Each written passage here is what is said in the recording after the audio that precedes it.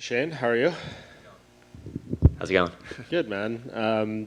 You guys get elevated to the main card on this event, the spotlight and everything. I'm sure you're not too happy what happened in the last fight, but this seems like an incredible opportunity to turn things around and kind of right the ship. My thoughts exactly. Once that fight fell out, I had a feeling they were gonna bump me up to the main card.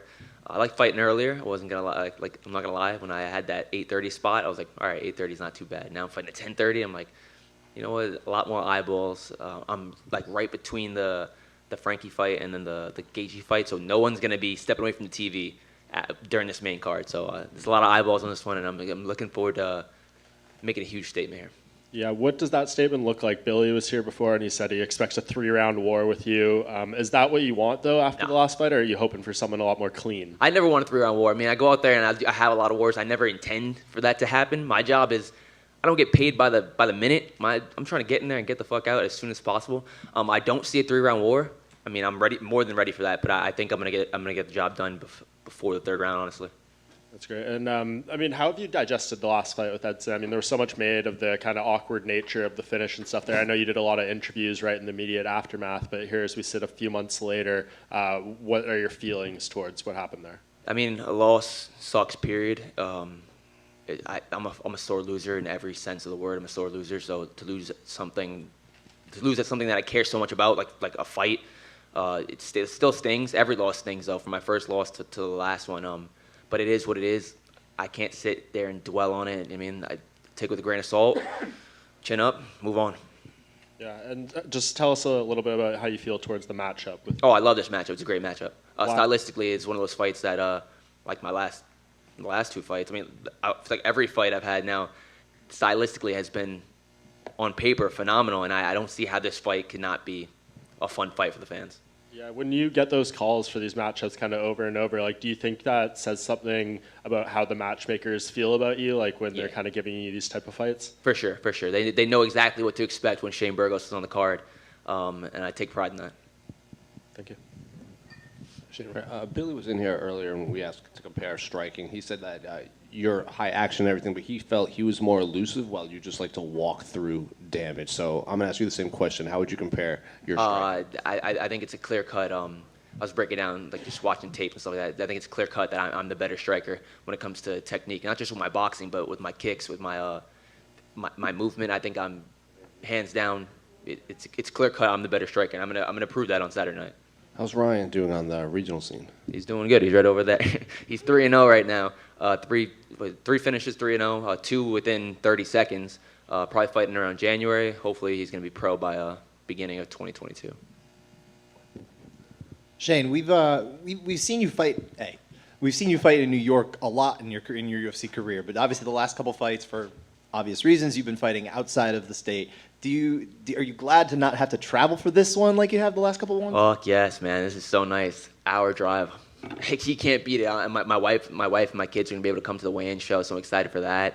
I have so much friends, so much family.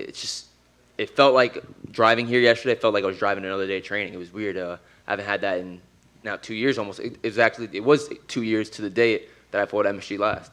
Now, do you like fighting at the Garden? Because obviously there was all this mystique, probably the first time for you when you had it, but now this is the 3rd time. So yeah. It's is this old hat or what? It's convenient. So yeah, I fucking love it. Awesome. Then Shane, with that last knockout, a lot of people were like, oh, well, what does it do? His health, his just morale. Can you just talk a little bit about just how do you feel after that particular knockout compared to, you've been in hard fights before? Yeah, confidence is at an all-time high still. All-time high. I got caught, and it's one of those things that it's a tough pill to swallow because I feel like I was just gaining momentum in that fight, and it was a very competitive fight, and I would love to run that one back. It was a fun fight, but it's one of those things that's so hard because I didn't get lazy. I just got caught. I threw the jab, brought my hand straight back. He just came over with that right hand, and I remember it. It was just a really weird feeling, but what can I do? I feel like I went in there and I stood with one of the best strikers in the world, pound for pound, in my opinion, and I've been watching this dude since I was 13, 14 years old in high school, and standing across from him and not just going there just to compete against him, going there to beat him. That's the mentality obviously I always had, but I feel like I still could have won that fight. So my confidence hasn't gotten. My confidence is all to my still.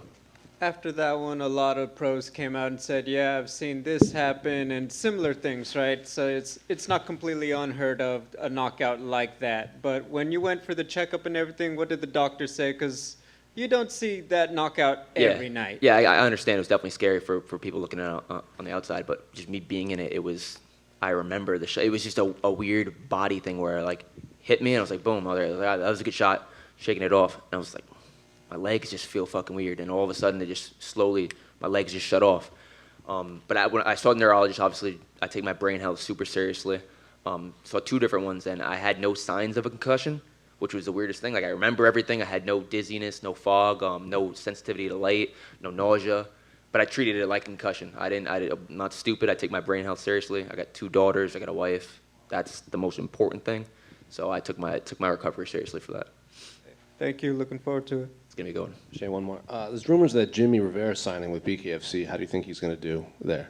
I mean, if the rumors are true, that's my brother. But if the rumors are true, I think he's going to do great there, honestly. I think his boxing is phenomenal. And at 135, I don't know who they have in BKFC. I'm not even sure who the champion is. Well, Chad Mendes just got signed there, so he's like, I think, the biggest name like around that weight. But Chad Mendes is fighting at 55. True. So I don't know. Maybe they'll do a super fight, but if the money's right. Shane, you've been fighting on these New York cards over here on your left. You've been fighting on these New York cards since the beginning. How have things changed over time just with the commission regarding how they have put on these fights after there were some rough things going on early when they were holding it? So for the last, this is the first fight since the pandemic that I feel like it's really been back to normal. Like they've been super, more laid back, I think. Like my first COVID fight, that one was super strict. And this one almost feels 100% normal.